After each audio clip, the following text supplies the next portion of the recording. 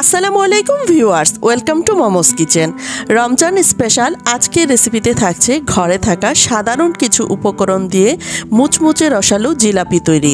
আর এই ক্রিস্পি জিলাপি তৈরি করতে আপনাকে ঘন্টার পর ঘন্টা অপেক্ষা করতে হবে না, খুব সহজেই এই জিলাপিটি তৈরি করে নিতে পারবেন। চলুন তাহলে মূল ভিডিওতে চলে যাই। জিলাপি তৈরি করার জন্য প্রথমে আমি শিরা তৈরি করে নেব। তাই এখানে চুলায় একটি প্যান বসিয়ে এর মধ্যে দিয়ে দিলাম 2 কাপ পরিমাণ চিনি, আর এখানে দিয়ে দিলাম 1 কাপ পরিমাণ পানি। চিনিটা যেই পরিমাণ নেবেন তার অর্ধেক পরিমাণ পানি দিতে হবে, তাহলে আপনার শিরাটা পারফেক্টভাবে তৈরি হবে। আর শিরাতে যখন খুব ভালোভাবে বলক চলে আসবে তখন এখানে আমি দিয়ে দিচ্ছি 1 চিমটি পরিমাণ জর্দার রং, যেন জিলাপিটি তৈরি করার পরে খুব সুন্দর একটি কালার চলে আসে। আর রংটা দিয়ে এখন আমি আবারও ভালোভাবে নেড়ে নিলাম। এখন দিয়ে দিচ্ছি 1 চা চামচ পরিমাণ লেবু রস, যেন শিরাটা তৈরি করার পরে জমে না যায়। আর এখানে আমি 2 মিনিট সময়ের মতো শিরাটাকে জাল করে নিলাম। এখন আমি এই শিরার মধ্যে দিয়ে দিচ্ছি 1 টেবিল চামচ পরিমাণ ঘি, আর এর মধ্যে আমি চুলার জালটাও বন্ধ করে দিয়েছি। আর শিরাতে ঘি ব্যবহার করার কারণে মনে হবে জিলাপিটি ঘি দিয়ে তৈরি। এখন চলে আসলাম জিলাপির ব্যাটার তৈরি করার জন্য। এজন্য একটি মিক্সিং বলে নিয়ে নিলাম 1 কাপ পরিমাণ ময়দা, আর দিয়ে দিলাম 1 টেবিল চামচ পরিমাণ কর্নফ্লাওয়ার। আর এখানে আমি নিয়েছি একটি ইনুর প্যাকেট, আর এটা ব্যবহার করার কারণে আপনাদের জিলাপিগুলো খুব সুন্দরভাবে ফুলে যাবে। আর দিয়ে দিলাম সামান্য একটু জর্দার রং, দিয়ে দিলাম 1/2 টেবিল চামচ পরিমাণ ঘি। এখন আমি এই শুকনো উপকরণগুলোকে হাত দিয়ে ভালোভাবে মিশিয়ে নিচ্ছি।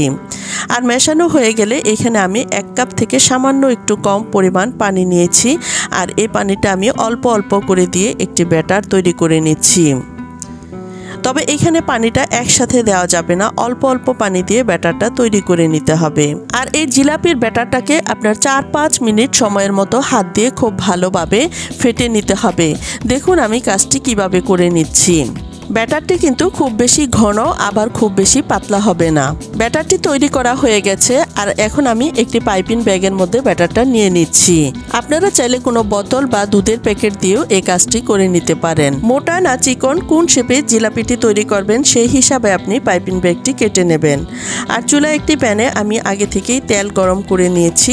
এখন আমি জিলাপির শেপটা দিয়ে নিচ্ছি। আমার পাইপিং ব্যাগটি একটু মোটা করে কাটা হয়েছে, তাই আমার জিলাপিগুলো তুলনামূলকভাবে একটু মোটা হয়েছে। আমার ভিডিওটি যারা চ্যানেল থেকে দেখছেন তারা আমার চ্যানেলটি সাবস্ক্রাইব করে পাশে থাকবেন, আর যারা আমার ভিডিওটি পেজ থেকে দেখছেন তারা আমার পেজটি ফলো দিয়ে পাশে থাকবেন। আর জিলাপিগুলো যখন ফুলে উঠেছে তখন আমি জিলাপিগুলোকে উল্টিয়ে দিচ্ছি। জিলাপিগুলো তৈরি করার পরে যেন অনেক বেশি মুচমুচে হয়, তাই চুলার আঁচ মিডিয়াম করে কিছুটা সময় নিয়ে আমি জিলাপিগুলোকে ভেজে নিচ্ছি। জিলাপিগুলোকে আমি হালকা ব্রাউন কালার করে ভেজে নিলাম। এখন আমি তেল থেকে তুলে নিচ্ছি। শিরাটা কিছুটা গরম থাকা অবস্থায় তেল থেকে জিলাপিগুলোকে তুলে সঙ্গে সঙ্গেই শিরাতে চুবিয়ে নিতে হবে। জিলাপিগুলোকে 1 মিনিট সময়ের মতো শিরার মধ্যে ডিপ করে নিতে হবে। জিলাপিগুলোকে চামচের সাহায্যে আমি কিছু সময়ের জন্য চেপে ধরে রেখেছি, যেন এর ভেতরে শিরাগুলো খুব ভালোভাবে ঢুকে যায়। জিলাপির মধ্যে যখন শিরাগুলো ঢুকে যাবে তখন জিলাপিগুলো শিরার মধ্যে ডুবে থাকবে। তবে অতিরিক্ত সময় ধরে যদি জিলাপিগুলোকে শিরার মধ্যে চুবিয়ে নেওয়া হয় তাহলে দেখা যাবে জিলাপিগুলো অনেক বেশি নরম হয়ে যাবে।